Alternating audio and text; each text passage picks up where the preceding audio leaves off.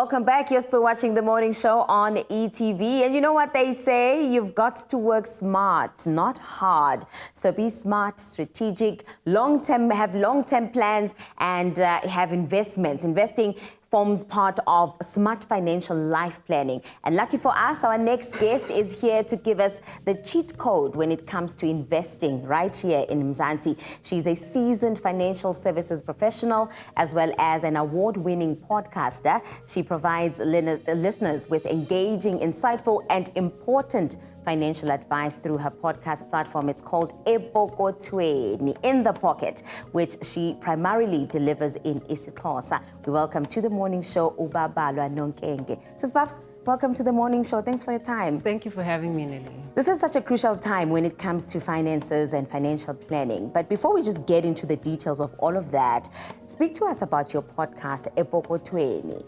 What is it all about? So it's to provide valuable content, particularly for speakers of African languages, of which I am one. I speak isiXhosa, and I realize that when we in the industry or in the profession speak, we quickly get carried away with jargon and terminology, which compounds matters for somebody who's not a speaker of English. And so it may feel like you don't know, even when you do, just because of the language, hence my choice of language, to just provide accessible conversations of valuable financial information to members of the public. And let's talk about smart investing, right, which is what we'll be talking about namhlanje. Why should South Africans be smart about investing? And what do we mean when we say smart investing?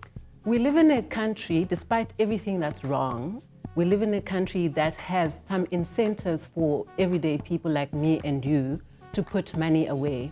As you will know, very soon it will be the budget speech. We don't collect enough money from taxes, and so we need South Africans to invest.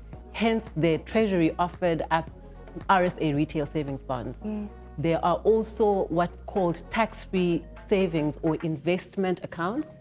And those are smart. Two of the examples I'm making to describe smart investing, because the government, along with the private sector, financial services industry, want South Africans to invest. Yeah. And so those two are two, if you want, of the low-hanging fruit that are accessible to the majority of South Africans. So you're touching on the retail savings bonds. What are those and how do they work in our context in South Africa? So for our government to build schools, hospitals and roads, they collect taxes from individuals and they collect taxes from corporates. But those taxes aren't always enough. So they borrow money from us. So they come to the market and they issue bonds.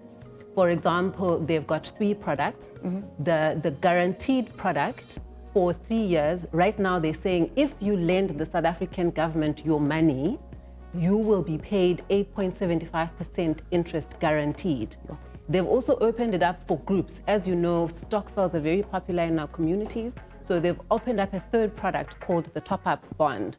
And so this falls really into the rhythm of things that people are already doing, already collecting money. So now instead of collecting money for igrosa, for funerals, the government is saying South Africans, for 9% in the top-up product, for a minimum of 2 years, which you can convert into the fixed rate product, get your group for a minimum of 500 rands and put money in, which I think is fairly accessible to most people. Yeah, and asithethe tax-free savings accounts, right? Because sometimes abantu bazi umehluko, umuntu uyasave, unayo i-account asave kuyo, but asiwazi umehluko, uphi umehluko from tax-free savings accounts and other forms of saving or other forms of investing. So when you put money away into anything, it's going to grow, and the growth is going to take the nature of capital and interest, right? Capital growth attracts capital gains tax, and interest growth within the thresholds at the SARS attracts tax as well. However, the government and financial services companies, a lot of them, every bank, every insurer, every investment house has this investment product called the tax-free savings account, which the government has made accessible by making 36,000 of that the growth, whether capital or interest on that first 36,000 that you contribute from the 1st of March to the 28th of February every year, the growth, the tax and the interest on that be tax-free, which means when the time comes to submit your tax return, the growth on that will not be taxed. Right. That works out to about 3,000 rands a month. Sure. And what I like about it is that we had a conversation earlier about shares. The tax-free savings account caters for different risk profiles, which means that you can invest in index tracking funds. I mean, companies like Satrix, there's no minimums. Yeah. Any amount of money that you've got, you can invest there, and in a variety of different markets, giving you exposure to things like the top 40 index, giving you exposure to international markets or bond markets or money markets. In other words, depending on your risk appetite, those are the vehicles that are available, and that's what I call low-hanging fruit, because it's designed to encourage us to save. Right, and I mean, we touched on the subject of shares just of you and I, because I was also just asking about umuntu wa-investa kwi-shares nangoku usalindile, right?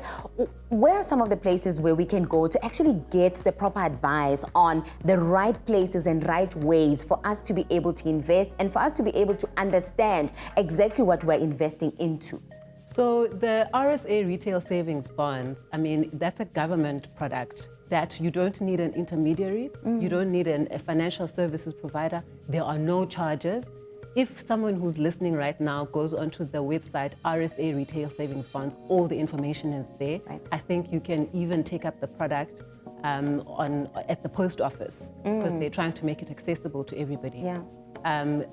Tax-free savings accounts, like I said, every bank, every insurer that you've already got a relationship with, just ask about what options you've got under tax-free savings. Where to go for information? I mean, my podcast is one source. There's lots of other creators and educators. The most important thing is to make sure that you listen to somebody who's credible, who's qualified, and that you don't take, I don't want anyone who's watching us to take what I'm saying at face value. Yes. I want you to log off after this conversation and go Google, which is something we don't do well. But when it comes to investing, it's important to check and double check all your information sources. Babalwa, thank you so much for your time. Really, really appreciate it. That was Babalwa Nonkenge joining us here on The Morning Show this morning to just give us advice as we begin this year and are trying to plan our finances for the year. That's where we leave this conversation. Stay tuned.